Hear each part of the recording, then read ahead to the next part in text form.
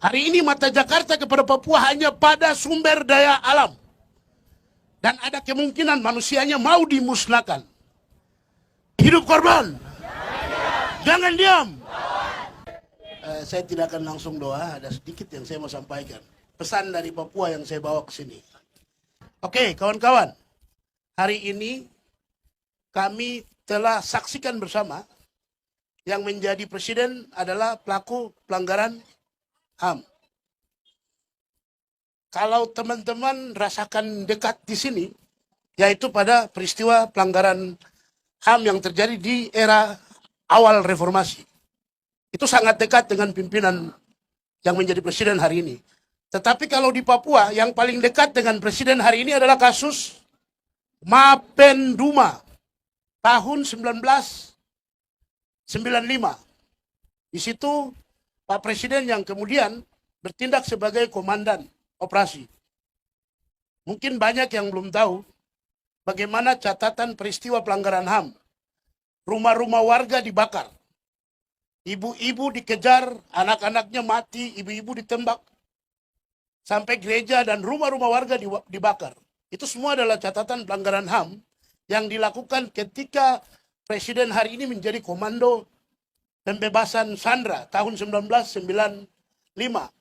Peristiwa itu sampai saat ini belum pernah diproses hukum ataupun ditindaklanjuti oleh Komnas HAM yang waktu itu tahun 94 dibentuk.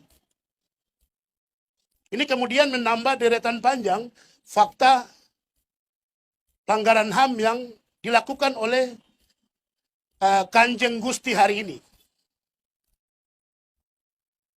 Nah, kita semua tahu kemarin di Monas telah dideklarasikan 5 batalion infanteri yang bertugas khusus untuk mengawal bahkan melaksanakan proyek strategis nasional pangan di tanah Papua.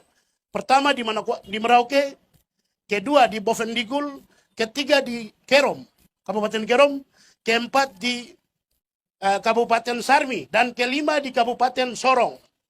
Teman-teman kalau bayangkan peta Papua, itu ada di bagian selatan, bagian utara, dan bagian barat.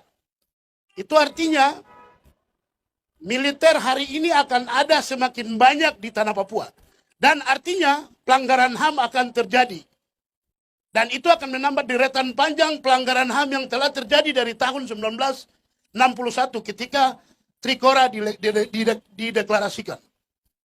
Trikora dalam sejarah memori pasionis orang Papua itu adalah fakta agresi militer Indonesia terhadap Papua.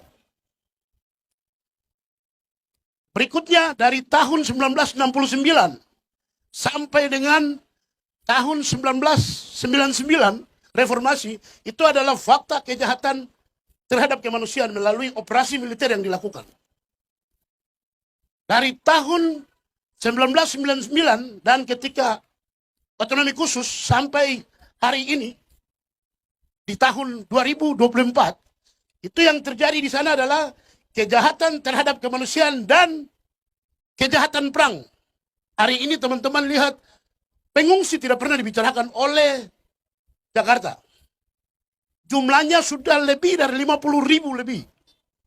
Yang ada di setiap daerah yang di situ akan dicanangkan proyek strategis nasional. Hari ini mata Jakarta kepada Papua hanya pada sumber daya alam. Dan ada kemungkinan manusianya mau dimusnahkan.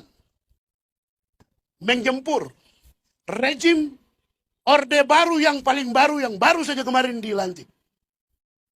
Karena militerisme akan ada dari Sabang sampai Merauke. Mari hidup korban! Jangan diam!